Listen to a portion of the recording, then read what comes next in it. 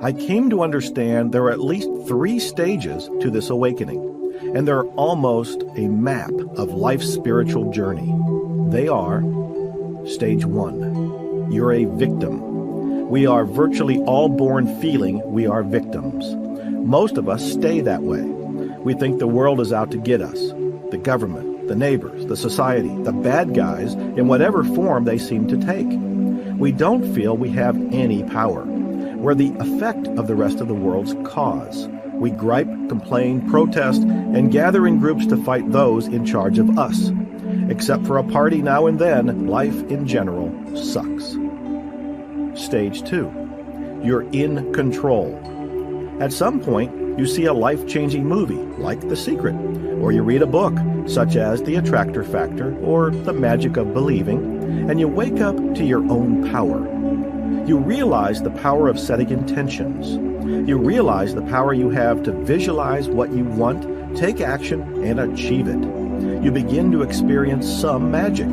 You start to experience some cool results. Life in general begins to look pretty good.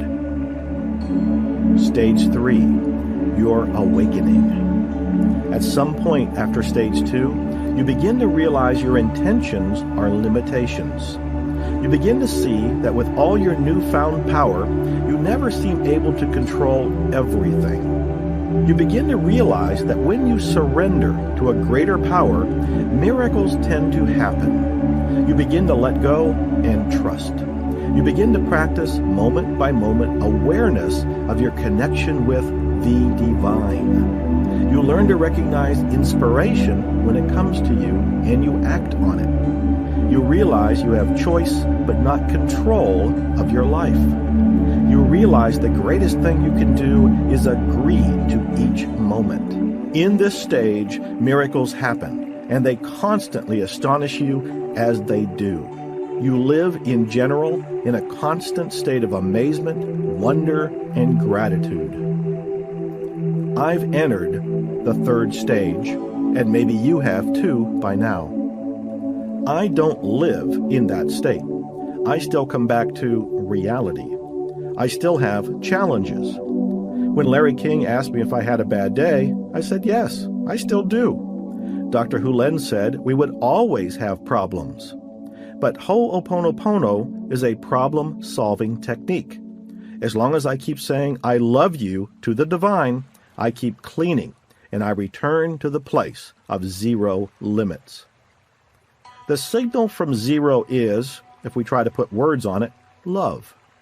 So saying I love you nonstop helps us tune in. Repeating it helps neutralize the memories, programs, beliefs, limitations in the way of your own awakening. As I keep cleaning, I keep tuning in to pure inspiration. As I act on that inspiration, better miracles than I could have ever imagined take place. All I have to do is keep at it. Some people think they understand the voice of inspiration by paying attention to the tone of the voices they hear in their head. A friend once said, I know the difference between my ego's voice and inspiration's voice because the ego has an urgency to it and inspiration is gentler. I think this is deceiving.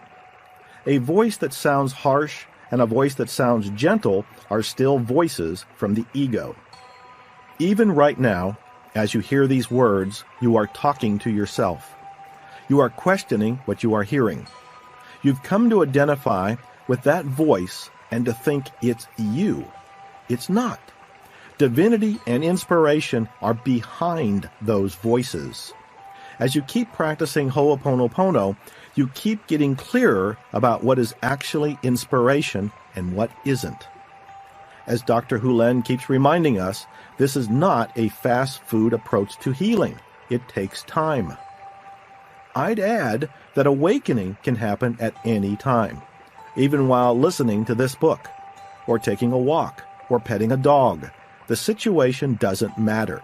Your internal state does, and it all begins and ends with one beautiful phrase: I love you.